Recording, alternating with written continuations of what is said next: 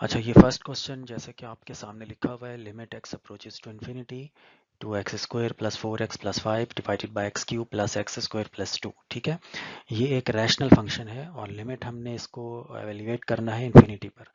तो एक चीज़ याद रखें, जब भी इस तरह का कोई क्वेश्चन आप लोगों को सॉल्व करने का मिले जिसमें इन्फिनिटी पर आपने लिमिट को एवेल्यूएट करना हो और फंक्शन जो है वो रैशनल फंक्शन हो, तो आपने सबसे पहले ये देखना है कि जो रैशनल फंक्शन है इसमें न्यूमरेटर और डिनोमिनेटर, इसमें जो वेरिएबल्स इन्वॉल्व हो रहे हैं इसकी हाईएस्ट पावर क्या है।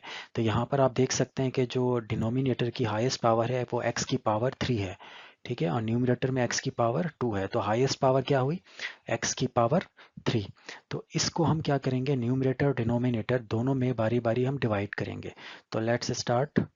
ठीक है, अब हम देखें x की पावर 3 जो है इसको हम डिवाइड करने लगे हैं, ऊपर से भी और नीचे भी डिवाइड करेंगे, यानी न्यूमरेटर में भी डिवाइड करेंगे और डिनोमिनेटर में भी हम डिवाइड करेंगे।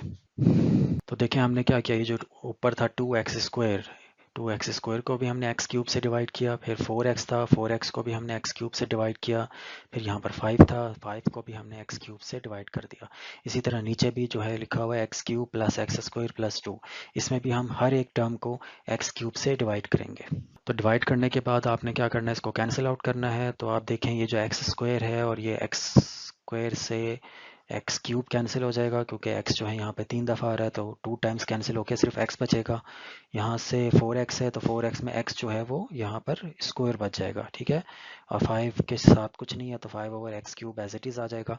तो कैंसिल आउट होने के बाद हमारे पास जो चीज़ बचेगी वो ये मैं नीचे लिख रहा हूँ यहाँ पे। तो ये हमारे पास फाइनल एक्सप्रेशन आ गया। अब यहाँ पे आपने क्या करना है, जहाँ जहाँ इन्फिनिटी आ रहा है वहाँ पर जहाँ जहाँ x आ रहा है वहाँ पर आपने इन्फिनिटी को सब्सटीट्यूट कर देना है, क्योंकि जो लिमिट है वो हम इन्फिनिटी पर जो है एवेल्यूएट कर रहे हैं। तो यहाँ पर हमारे पास जो एक्सप्रेशन बचेगा वो मैं लिख रहा हूँ यहाँ पे।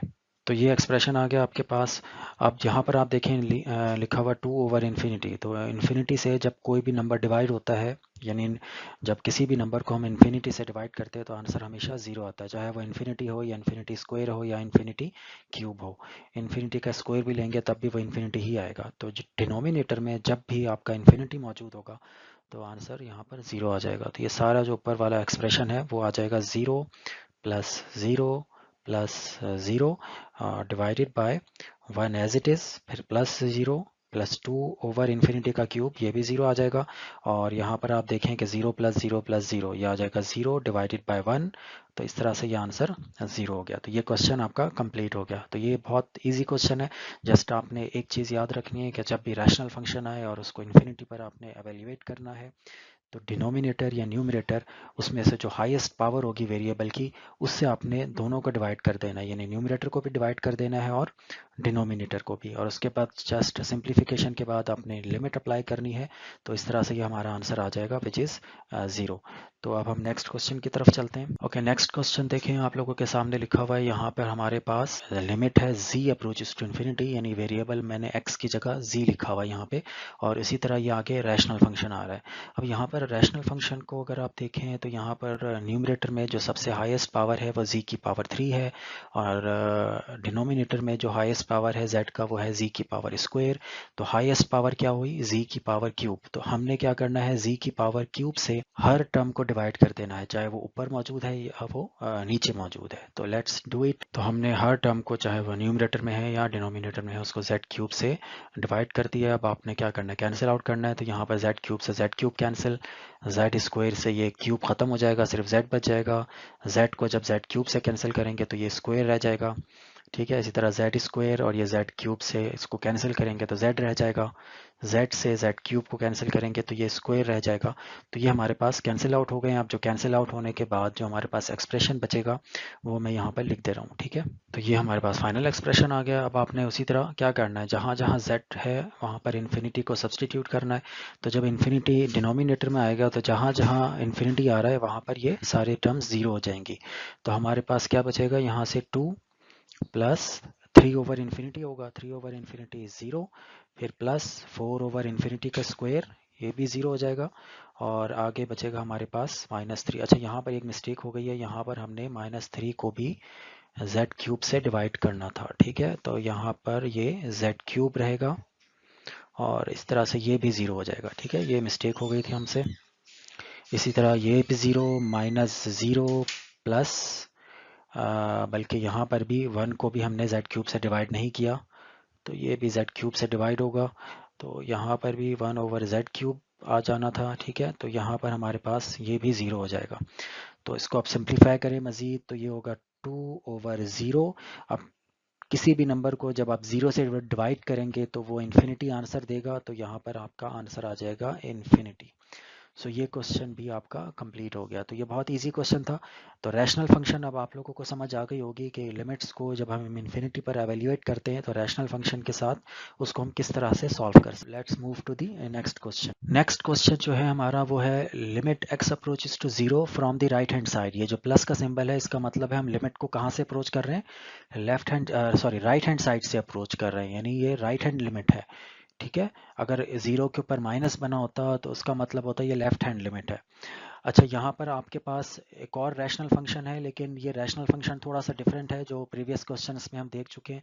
यहाँ पे एक एब्सोल्यूट वैल्यू जो है ये इन्वॉल्व है, यानी x-2 divided by absolute of x-2। तो हमेशा ये याद रखें जब भी इस तरह के लिमिट्स आप कैलकुलेट करेंगे जिसमें राइट हैंड लिमिट या लेफ्ट हैंड लिमिट आपको कैलकुलेट करना हो और उसमें एब्सोल्यूट वैल्यू भी इन्वॉल्व हो रही हो, तो सबसे पहले आपने जो स्टेप करना है वो ये है कि एब्सोल्यूट वैल्यू का जो सिंबल है ये ख़त्म करना है, यानी एब्सोल्यूट वैल्यू को आपने सिंप्लीफिकेशन में सबसे पहले लेकर आना है। तो यहाँ पर आपने डेफिनेशन यूज़ करनी है एब्सोल्यूट वैल्यू की। आपको याद होगा कि एब्सोल्यूट वैल्यू की जो डेफिनेशन है वो यहाँ पर मैं लिख रहा हूँ साइड पर। एब्सोल्यूट ऑफ x जो है वो बराबर होता है x के अगर x जो है वो ग्रेटर देन इक्वल टू 0 हो, और माइनस x के बराबर होता है अगर x जो है वो लेस देन 0 है। लेकिन यहाँ पर एब्सोल्यूट ऑफ x नहीं है बल्कि एब्सोल्यूट ऑफ x-2 है, तो अकॉर्डिंगली अगर इसी डेफिनेशन को हम अप्लाई करें तो एब्सोल्यूट ऑफ x-2 जो है वो बराबर हो जाएगा x-2 प्लस का अगर आपका x-2 greater than equal to 0 है, और माइनस टाइम x-2 हो जाएगा अगर x-2 जो है वो लेस देन 0 है। तो हमने इस डेफिनेशन को यहाँ पर अप्लाई करना है। ठीक है, तो देखें आप यहाँ पर 0 जो है वो राइट हैंड से अप्लाई हो रहा है, तो इसका मतलब है लिमिट जो है हमने राइट हैंड वाली लेनी है, यानी x से जो बड़ी वैल्यूज हैं वो हमने कैलकुलेट करना है। तो यहाँ पर ये हमारे पास इसकी वैल्यू आएगी, ये x-2 एज इट इज, और नीचे जो एब्सोल्यूट है वो सिर्फ बच जाएगा आपका x-2, यानी एब्सोल्यूट का साइन खत्म हो गया। हमने एब्सोल्यूट की कौन सी वैल्यू ली, ये वाली वैल्यू x-2, यानी पॉजिटिव x-2।